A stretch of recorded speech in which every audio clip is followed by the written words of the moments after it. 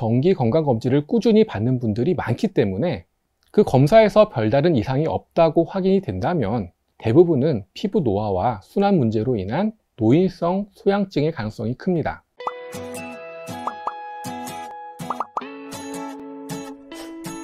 안녕하세요. 오늘은 노인성 소양증이 단순한 피부 노화 현상인지 아니면 간, 신장, 갑상선 같은 전신 질환의 신호일 수 있는지에 대해서 말씀드리겠습니다. 나이가 들면 피부가 건조해지고 가려움이 생기기 쉽지만 경우에 따라서는 몸속 장기의 이상이 피부로 나타나는 것일 수도 있습니다. 우선 노인 소양증은 흔히 피부의 노화와 혈액순환의 저하, 그리고 피부 건조 때문에 나타납니다.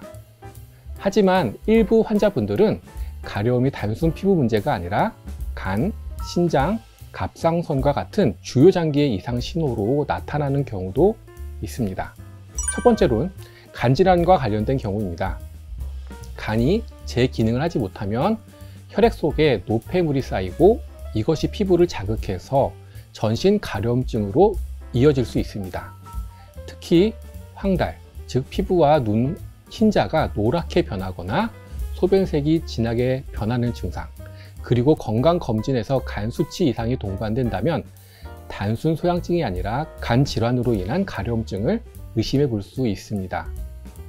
두 번째, 신장 질환의 경우입니다. 신장은 몸속 노폐물을 걸러내는 역할을 하는데 기능이 떨어지면 피부에 독소가 남아 가려움으로 나타납니다. 여기에 손, 발이나 얼굴이 붓는 부종, 소변량의 변화, 평소보다 심한 피로감이 함께 나타난다면 신장 질환과 연관된 가려움일 가능성이 있습니다.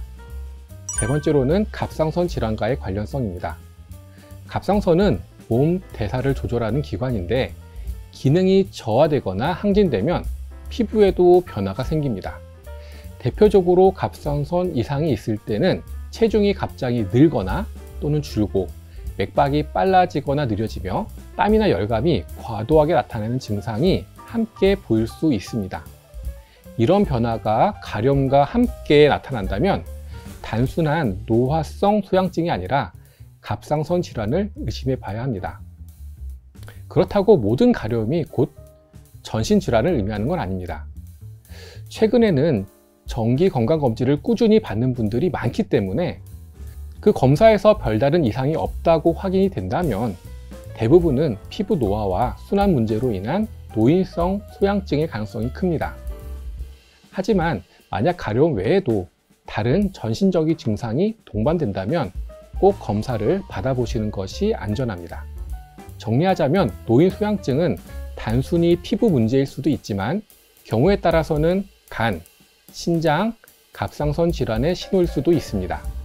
따라서 단순 가려움이라 치부하지 말고 황달, 부종, 체중 변화 같은 다른 전신 증상이 있는지 잘 살펴보는 것도 중요합니다. 정기적인 건강검진으로 큰 이상이 없다면 생활관리와 피부 보습을 통해서 증상을 완화할 수 있고 만약 이상이 발견된다면 초기에 치료할 수 있어서 훨씬 안전하다는 점 기억해 주세요.